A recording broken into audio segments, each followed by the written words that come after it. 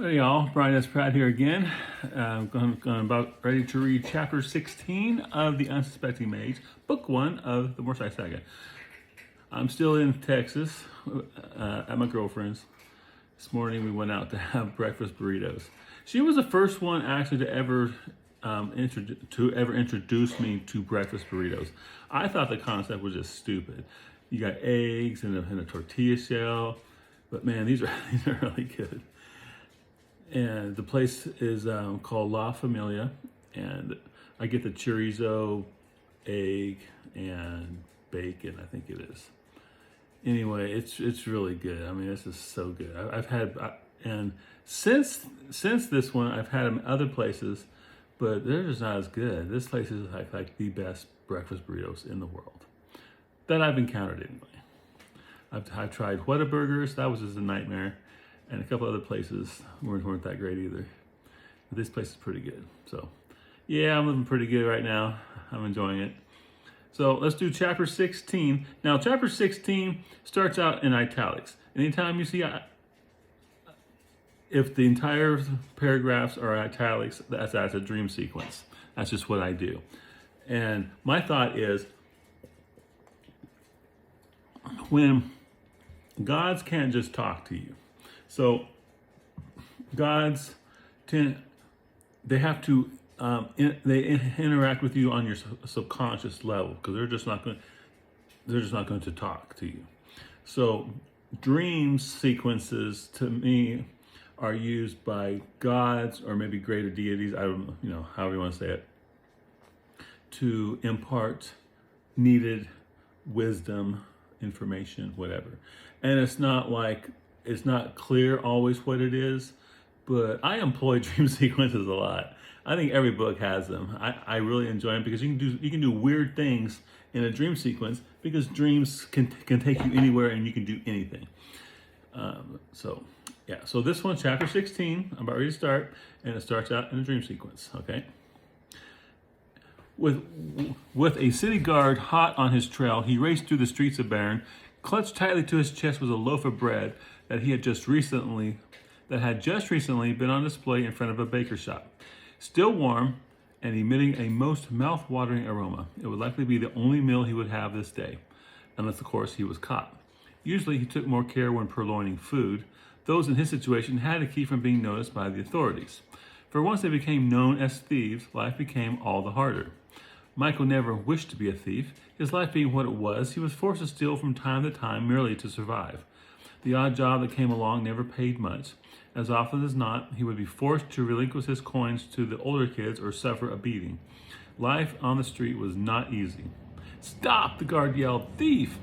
A glance over his shoulder revealed the guard had closed some distance and was gaining fast. Up ahead loomed the dark mouth of an alley, and he bolted towards it.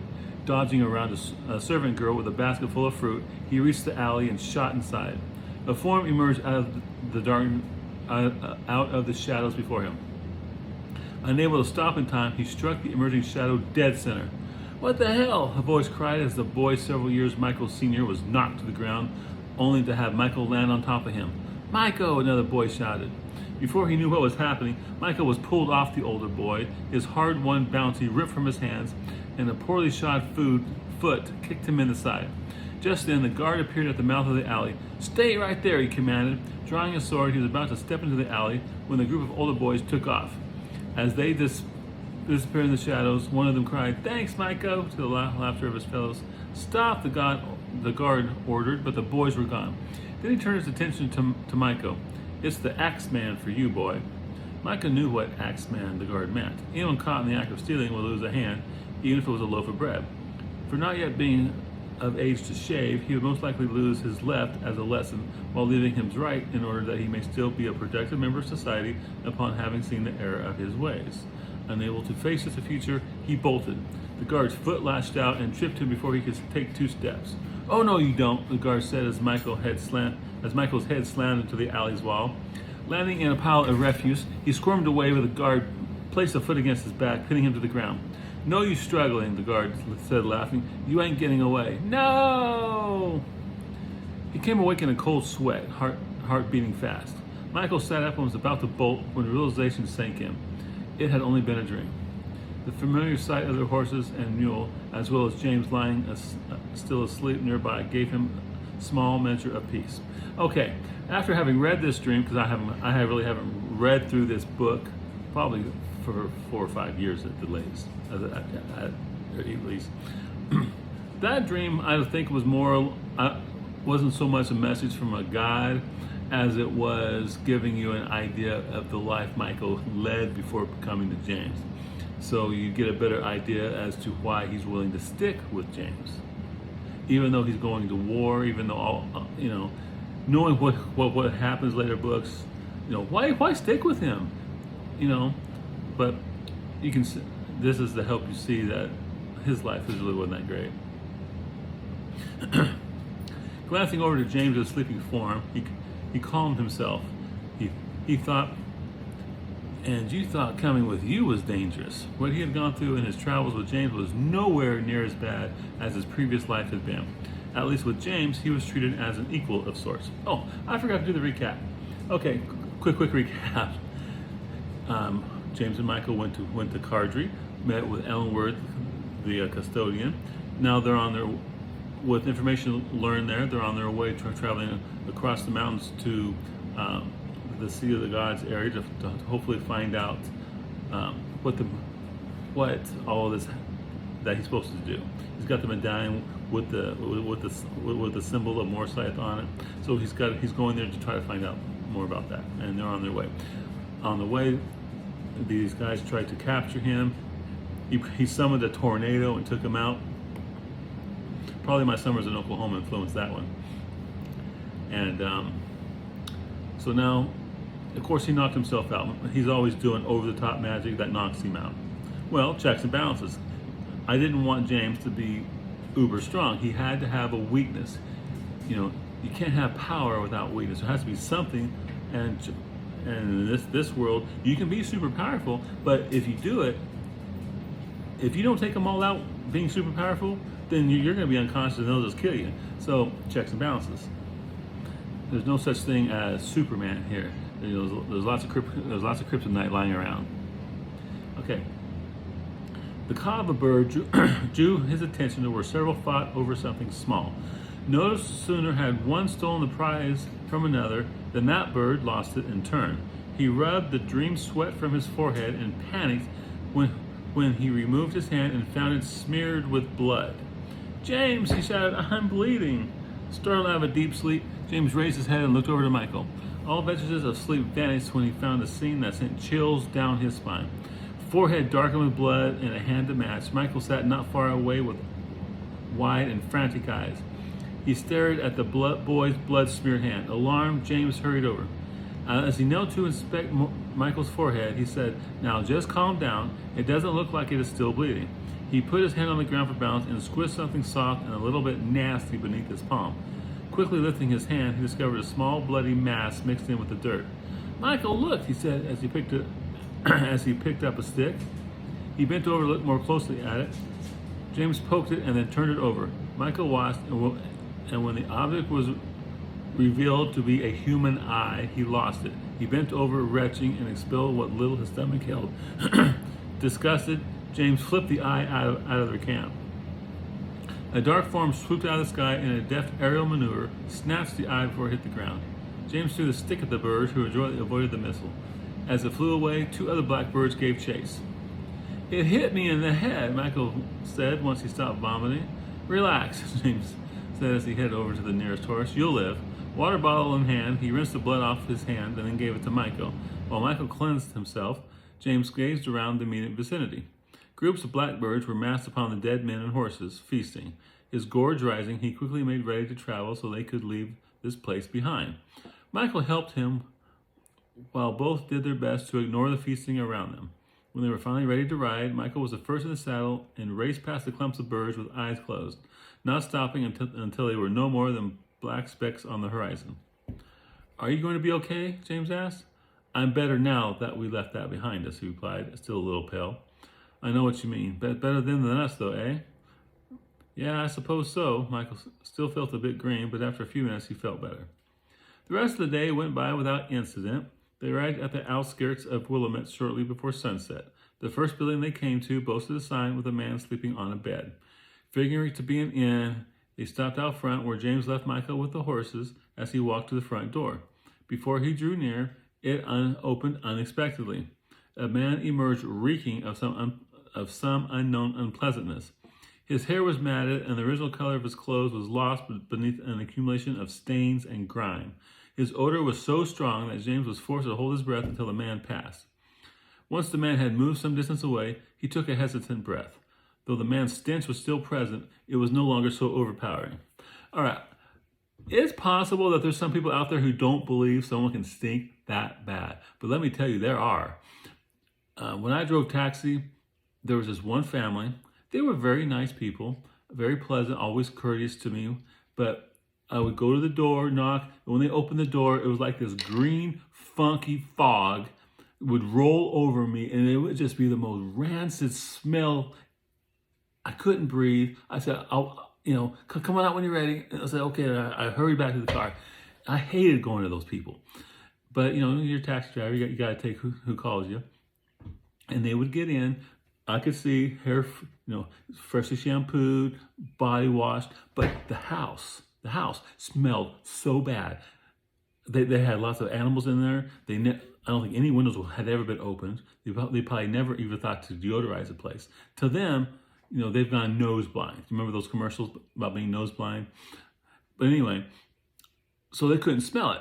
And when they would sit in my back of my cab, freshly showered, shampooed, probably clothes right out of the washer, or their closet anyway, it didn't matter because, if you shower, you get out and the whole house stinks, you're gonna stink. And it was just. They were really nice people. They were pleasant. I had nothing against them. They just stank. Yeah. Anyway, so that might have been a little bit where I got on that guy there. Stepping through the doorway, he again was forced to hold his breath. The inside of the inn reeked just as badly as the man. Nasty was the word that came to mind when he glanced around the inn and toward the common room. Some tables had yet to be cleared of the remnants of the noon meal, though it had been over for many hours. Smoke from the kitchen created an unpleasant haze that only heightened James's distaste. A skinny man of average height with greasy black hair spied him standing in the foyer. Wiping his hands on an apron that quite possibly had never been washed, he crossed over to greet him. "Need a room?" he asked, and James could almost see the green, putrefied odor coming from the man as he talked. James turned his head slightly to try to get away from the sickening smell. "No," he quickly replied while he tried not to breathe. "Just seeing if my friend was here," he lied. "Thanks, though." He made a hasty exit through the front door and took a deep breath once outside. He informed Michael that they would not be staying there tonight. What was wrong with it? Getting back on his horse, he replied, "It was filthy and nasty. The one person I saw stank, and I fear he may have been the cook. The thought of eating anything produced in a place of such disregard for cleanliness made him slightly sick." "I'm sure there are others here. It's a fair-sized town," commented Michael. "I certainly hope so. I'll sleep under the stars again before I sit in a place like that." Well, coming from Earth, he's going to have a heightened sense of cleanliness, especially coming from America, because we're all very, very much conscious. My girlfriend always tells me I need to put on more deodorant. Anyway, so yeah, every place probably stinks to James, but he's getting used to it. That's just the way it is. Could you imagine being a farm wife, okay, and 200 years ago, your man's been out there in say Oklahoma or Texas, been sweating all day, working in the thing. He comes in the house and he washes the dirt off him maybe, and then that's it. The rest of him just continues as he is. So it makes you wonder if they had better hygiene than we think they did. But I just think it was bad back then, and that's why it is the way it is here. They found another inn further into town. This one looked to have a fresh coat of paint, and the grounds were well maintained and orderly. "I think this may do nicely," he said with satisfaction. It was a stark contrast to the earlier place. I hope so, added Michael. It's starting to get dark.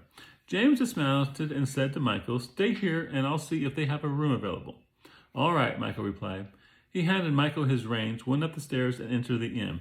This one had a smoky haze similar to the other inn, but at least it smelled of wood smoke and cooking. Overall, the place looked to be a better choice. A man greeted him. "Welcome to the Apple Tree Inn. How can we help you tonight?" A friendly greeting with a neat and clean common area. Yes, he thought to himself, I think this will do. My friend and I require a room and stalls for our animals. How many do you have? 2 horses and a mule. Nodding, the man said, "Yes, we do have room for you. It will be $1 a night for the room and another 4 coppers for the stalls." James handed over the money and received a room key in exchange. "It's off the common room." He pointed toward a side hallway. "All the way down and on the left, it's the quietest room we have." "Thank you," James said. "I appreciate that." He and Michael took their animals around back and got them settled into the stable. They took their bags and returned to the inn where they found their room at the end of the hallway. 2 beds again, which made Michael happy. They put their bags next to their respective beds before they headed back to the common room. They enjoyed a quiet dinner of roast fowl, bread, and ale. After downing the last of his ale, James said, "I think I'll go for a walk." He glanced to Michael. "Like to come with me?" "Sure, okay," Michael agreed. "Maybe we could find some more tarts." "You never know," James replied, smiling at his friends. They left the inn and strolled through the streets. During their walk, they got propositioned by several women, all of whom looked rather skanky to James. After turning down the 5th offer of cheap sex, Michael said, "That's something I've noticed about you." "What's that?" asked James. "You are never with a woman. Don't you like them? Or is it because you were mutilated?" "I like women, most definitely," he replied, and they came to stop. Turning a quizzical look to Michael, he asked, "What do you mean, because I was mutilated?" Looking a little embarrassed, Michael says, "Well, when he took our baths the other night, I couldn't help but notice that a part of you had been cut off." "What are you talking about?" James asked, confused. Then it hit him. He was circumcised. He started laughing and said, What you are referring to was done when I was born. It's a custom with my people that when a baby is born, such is done to him." Looking aghast, Michael asked, "What for?" "It's a common belief that if it is removed, then there will be less chance for infection during his life. In fact, there is one religion back home that mandates it." "I'm glad I wasn't born there," Michael stated with conviction, unconsciously covering himself. Sometimes I've questioned the wisdom of putting this particular bit of information in there, but yeah, it's in there, so this is it. And yeah, there's been some comments like, "Why would you have to put that?" Well, of course, today's standards, that's kind of tame, isn't it? "There are times when I wish it hadn't been done to me too, but there's not a whole lot I can do about it now. But rest assured, still works as well as anybody else's, and it doesn't affect my desire for sex." "Then why don't you go after the women?" "I was raised to believe sex is not a casual thing," he explained, "and it's definitely something you should never pay anyone to do. Also, there are certain diseases that you can get from such activities that really mess you up bad, even kill you." I've gotten dinged about this too. Like James has an overblown sense of morality and he looks down at everybody for not having the same sense. And I don't think that's it at all. He just everyone else can do what they want to and he's okay with it. He just doesn't want to go against his own morals and values that were taught to him by his family, his parents, his grandparents. A person's morals and values is what makes them who they are. And that's just what makes James. He doesn't believe it. I mean, if given the right opportunity with the right woman, in a clean, sanitary setting, I'm sure he could be convinced. But someone right off the street, he's not that desperate yet. "The boys I used to hang around with, whenever they got hair between their legs, started going after the girls. Yeah, I know guys like that back. I knew guys back home that were like that too," admitted James. "But you should always do what you think is right, no matter what others may think or do." James resumed walking, and Michael was silent for a while, thinking about what was just said. They eventually arrived at the main marketplace, which was still surprisingly busy, even though night had already fallen. Several performers were scattered around. One was a juggler who had several different objects coursing through the air simultaneously. Next to him sat a chair with a knife that sat half on and half off the seat. At one point, the juggler added the knife to the dance of items in the air with an upward kick of his foot.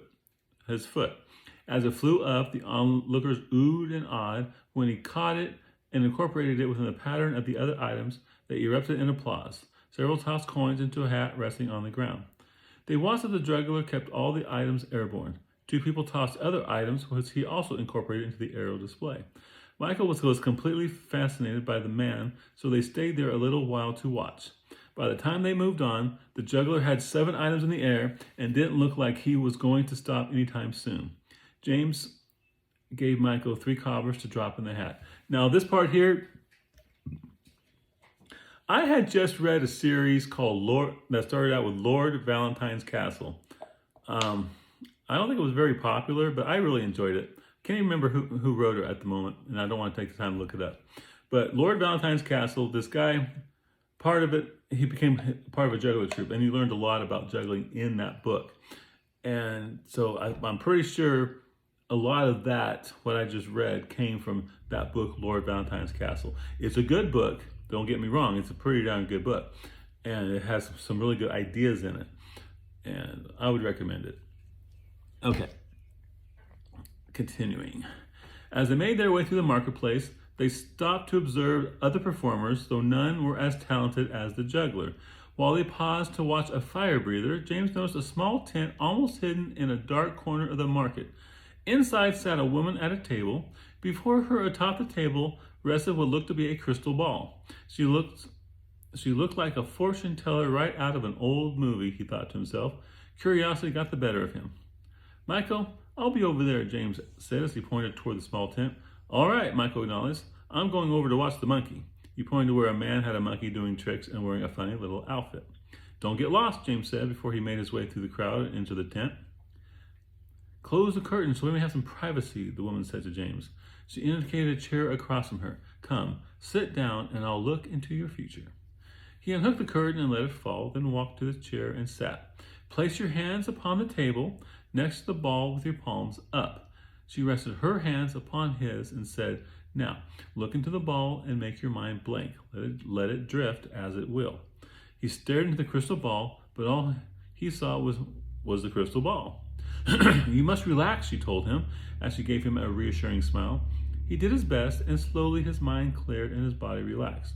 She stared into the ball as she said, I see a great future for you, one of power and fame. Really? He asked as he peered more intently into the ball, but failed to see anything. She looked up and said, the ball does not lie. Now, gaze deeper within its depths. He stared into the ball as she said, I see love and happiness for you. When he looked up to her, she met his eyes and said, and not too far away. She looks to be a daughter of a rug maker, she said. She looked up to see his reaction. Then she quickly added, or possibly a horse trader. Where can I find her? Back home, she said, where you were born. Fake, he thought to himself. There aren't any such back where I come from. Thank you, he said, then began removing his hands from the table. Suddenly, her hands shook and she clenched his tightly, preventing him from pulling them back. I can see that you have come a great distance, and not by choice. From deep within the ball, a deep red color blossomed. He relaxed and waited to see where this would go. He was intrigued by the show, if not the accuracy. You have many questions, she said, her voice becoming more distant, and few answers. You are on a quest for answers. A chill ran down his back. She was hitting closer to the mark now. The deep red color continued to grow and started to slowly swirl throughout the ball. I see a long road, but you are not alone. Another walks with you, she said, her voice changing, growing harsh and raspy. He will be the key. A lock must be opened. Nervous, he hesitated. He was on the verge of leaving, yet drawn to see what would happen. The red swirl churned faster, and a subtle pulse could be seen coming from the orb. Gasping, her body jerked. Her hands tightened around his in a grip of surprising strength. He tried to free his hands, but was unable to break away. Her grip grew uncomfortable. Looking at her, he saw that her features had changed subtly, yet unmistakably. With a voice growing less human, she said, with the star, seal your fate, a giant knocks upon the gate. Her voice rose in volume and pitch, and the throbbing red vortex in the ball swirled like a maelstrom.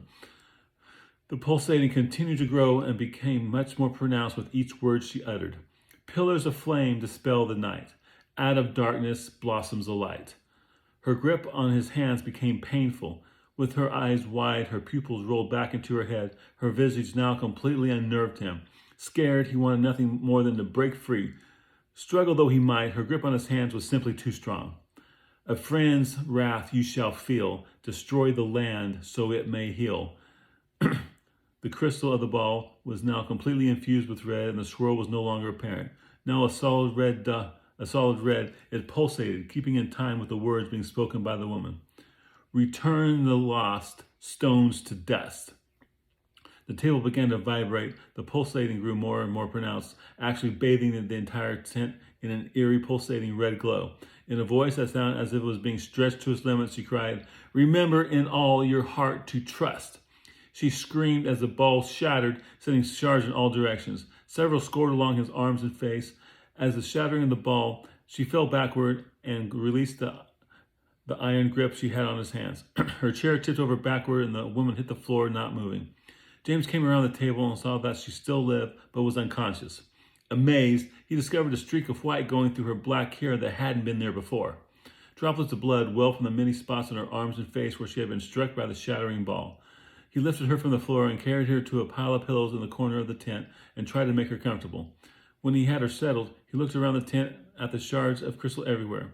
He began removing the shards from her skin when her eyes flew open. "Who are you?" "You were telling my future," James replied soothingly so as not to alarm her. "You must have gone into a trance or something. Then suddenly the ball exploded and he fell over unconscious."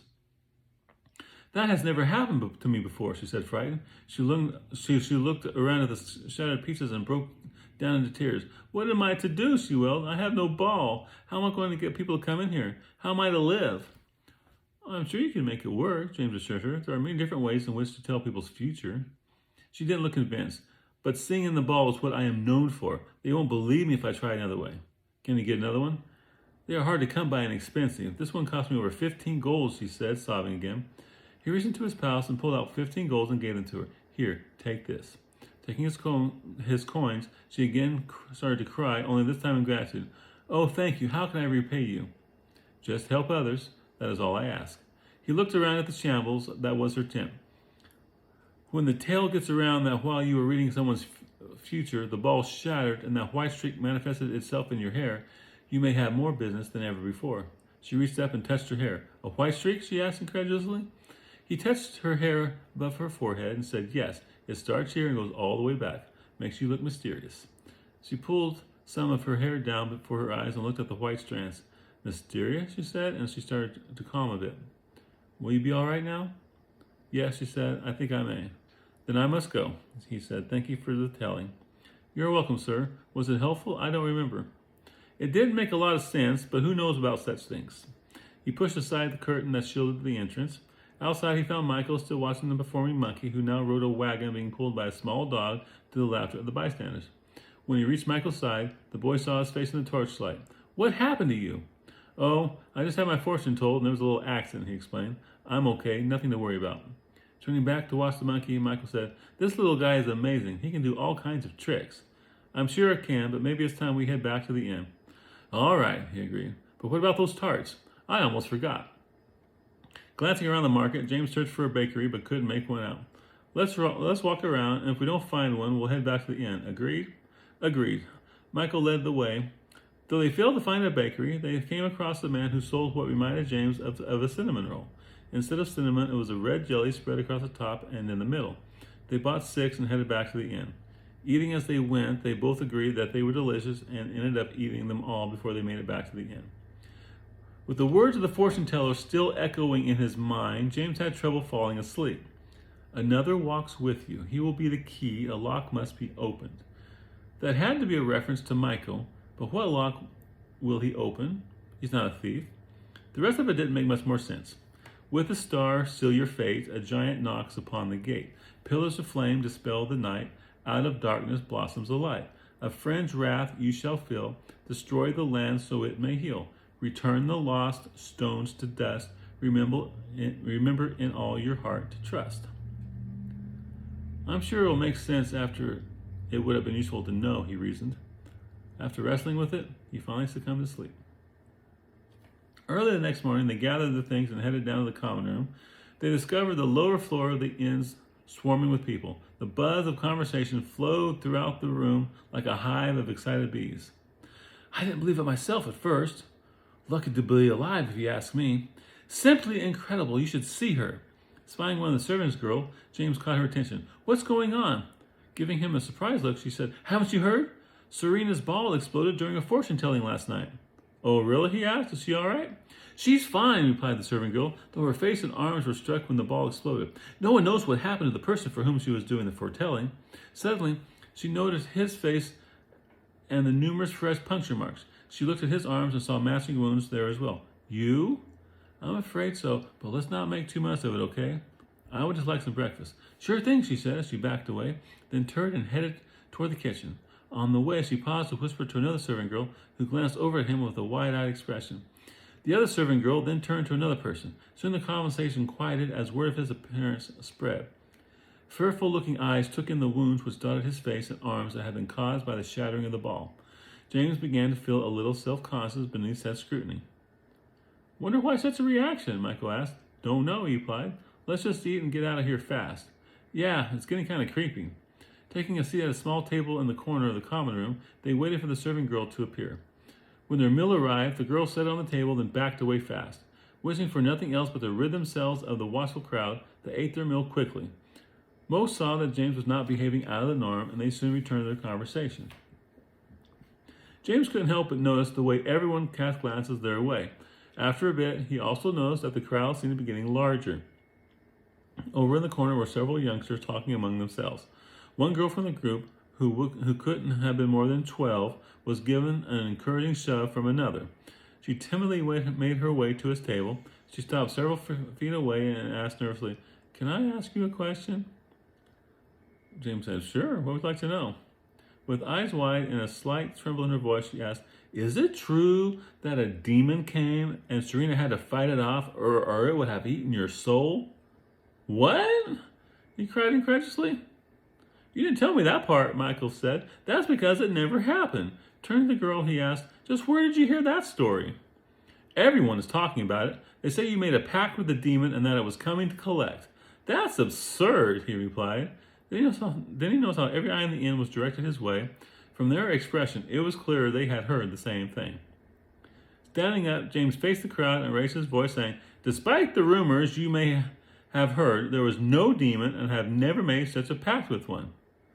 But I heard the story from Serena itself, one lady said from the crowd. She's been telling it all morning. Oh, we'll see about that. He grabbed his things and said, Michael, we're leaving. They went to the table to collect their horses and mule. Or the stable to collect their horses and mule. Curious onlookers followed and watched as they made ready to ride. It was with great relief that they mounted and left the courtyard. A few attempted to follow, but he kicked the side of his horse and quickly left them behind. Drawing near the marketplace, they found a packed with people. They slowly made their way forward, forcing their way through at times, to the grumblings of those they pushed aside. The marketplace wasn't much better as a mass of people filled the entire area. All faced towards Serena's tent. James carefully maneuvered through them.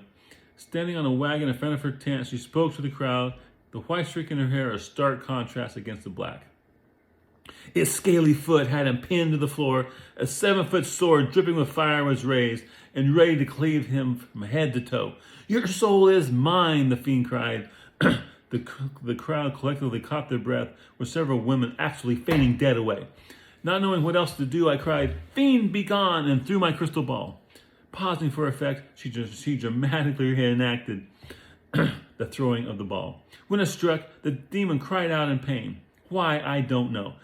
The crystal shattered, spraying shards in all directions. Using her hands to direct their gaze to her face, she continued, Many of the shards struck me, causing great pain. Members of her audience let out with an ah. The shattering of the crystal in some way caused the demon to return to its realm. A cheer arose from the crowd. The poor man who had come to me for help lay there, whimpering with fear. Her voice softened. Mama, is that you? He cried as I came close. Not knowing what else to say, I replied, Yes, it is, dear. James saw everyone hung on to every word Serena was saying. Some of the women were openly sobbing with tears streaking their face. Even the men were visibly moved. I held him there, blood still welling from my wounds, pain throbbing in my face and arms, and still I held him. He slowly came to his senses and at first did not know where he was. "Where am I?" he asked. "You're safe. That is all that is important now," I assured him. He suddenly jumped up, fear again in his eyes, and he ran out of the tent. I called for him to return so that I might help him, but he did not heed me. The audience applauded. James would have been moved by the story too if he had known it was just a bunch of lies. Feeling slightly offended, he continued toward her. Her attention drawn to the presence of a rider approaching, she recognized him. "There he is!" he cried as she pointed toward him. The crowd, as one, turned their attention upon him. The marks on his face and hands were quite visible. They were a match to the ones she herself bore. "It is him," uttered many whispered voices throughout the crowd. "I am glad you are now safe," Serena said, loud enough for the crowd to hear. "That's quite a story," James said, raising his voice loud enough to carry across the marketplace. "But not quite true, is it?" Turning to the crowd, he continued, "There was no demon." A scream ripped through the marketplace. With a crazed look in her eyes, Serena screamed again, then cried out to the crowd, "The demon has taken this man's soul for his own. Do not hearken to him." She pointed an accusing finger at James. His line of thought was broken by the unexpected shriek. He began to formulate his next rejoinder. James," said Michael, staring at the crowd. "Not now, Michael," James said, trying to come up with a counter to what Serena had just said. "James," he said again with a slight tension and a sense of urgency to his voice. James looked back toward Michael and then the crowd. The crowd stared at him in a less than friendly manner. "Be gone, demon," Serena cried out. "Bother not our city." "Maybe we should go," Michael suggested nervously. The crowd grew more edgy. Fearing it would easily transform into a mob, he nodded and they turned to proceed back the way they had come. The crowd parted for them as they left. Every eye was on him as they made their way from the marketplace. As they left the area, they heard Serena once again speak to the crowd, though they were no longer able to make out the words. The crowd within the marketplace cheered loudly to something that she had said. James shook his head and led them out of the city. Once again, they headed east toward the Merchant's Pass. And that ends chapter 16. So, he encountered Serena, and she gave him a prophecy, and then proceeded to really work the crowd to her advantage, filling it with, I guess we could call it fake news now. But anyway, so James apparently a demon, and he's on his way out of town. But the prophecy, "With the star seal your fate, a giant knocks upon the gate. Pillars of flame dispel the night, out of darkness blossoms a light. A friend's wrath you shall feel, destroy the land so it may heal. Return the lost, stones to dust, remember in all your heart to trust." Now, when I first wrote this, I always liked prophecies, and when I wrote this, I just wrote it because it sounded good. That's it. None of this I had no thought on any of these on how it was going to be. But as it turns out, I was able to create each line was like a book. Okay. Well, with the star, seal your fate. With the star, seal your fate. When that is when Igor gave James the medallion that he's hunting for. That's the star. So with the star, seal your fate. Meaning, with the star that Igor gave you after concluding what he had to do in Trendle, he was the one selected to do what needed to be done. So his fate was sealed in that moment to complete the task. Good, succeed or fail, it was his fate. A giant knocks upon the gate. Well, that is the Empire crashing through the gates of the City of Light. Pillars of flame dispel the night. Well, the next book is called Fires of Prophecy. Where fires of prophecy, pillars of flame dispel the night. There's the fires of prophecy, and then on through. Each line is references a book, just about. And obviously, a friend's wrath you shall free. Well, we know what friend that is. Return the lost, stones to dust. So that's the last book, and that's it.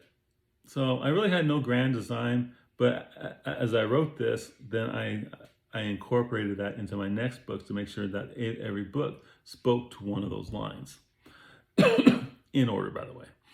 So that ends chapter 16.